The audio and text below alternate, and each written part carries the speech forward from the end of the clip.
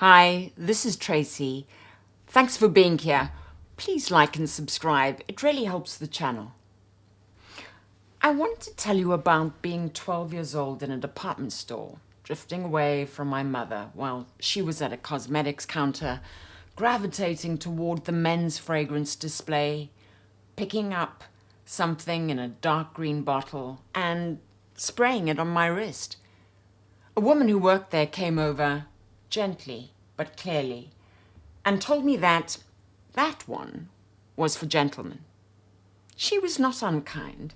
She was following the logic of the space, which followed the logic of the industry, which followed the logic of a society that had very decided views about what different categories of persons should smell like.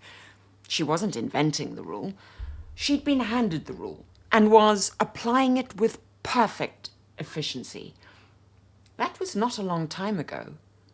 The rule felt completely natural at the time because it had been there for 100 years and nobody had thought to question it loudly enough for a 12-year-old to hear. The rule is collapsing. And this episode is about what it's being replaced with and why it's taken this long. The gendering of fragrance is a 20th century commercial decision. It's not a biological or aesthetic inevitability. Before the modern fragrance industry developed in the late 19th century, there was no strong convention about which smells belonged to which gender. Men wore florals, women wore orientals, and the categories were fluid, context-dependent, and largely individual. What came after was industrial, the product of an industry that needed clear marketing categories and found the gender binary the clearest available option.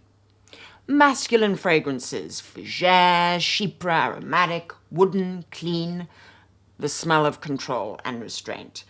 Feminine fragrances, floral, aldehydic, oriental, sweet, warm, the smell of decoration and desirability. These were not descriptions of preference. They were prescriptions backed by enormous advertising spend about what you were supposed to prefer if you were performing your gender correctly. And the categories became self-reinforcing with remarkable speed.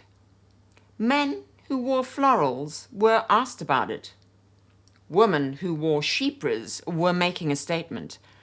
The transgression of the gender categories was so legible as transgression that it constantly reinforced the categories.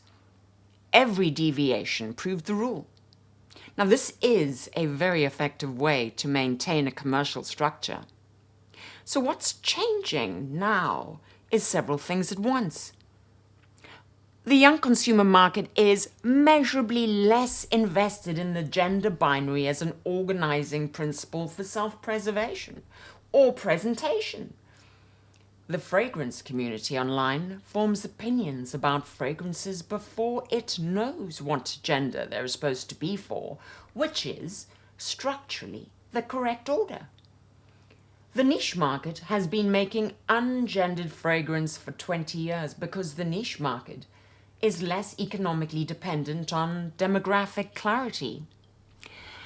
Saint Julep, over here, let me spray this on skin. Saint Julep smells like a Kentucky mint julep in June. Mint and iris and something cool and slightly green, and vaguely suggestive of a porch in the afternoon before anything has gone wrong. Josh Meyer made it without asking who it was for. He asked what it should smell like. The question of gender never came up in the making of it. And that's a different thing from a fragrance designed to be genderless. The deliberately genderless fragrance is still operating inside the gender logic. It's making a decision about gender categories, the decision being to decline them. A fragrance made without the question arising is outside the logic entirely. Both are valid. The second one is further evolved. The mainstream fragrance industry is not going to abandon gender categories soon. The department store still has a men's side and a woman's side, and the briefing documents for commercial fragrance development still specify target gender.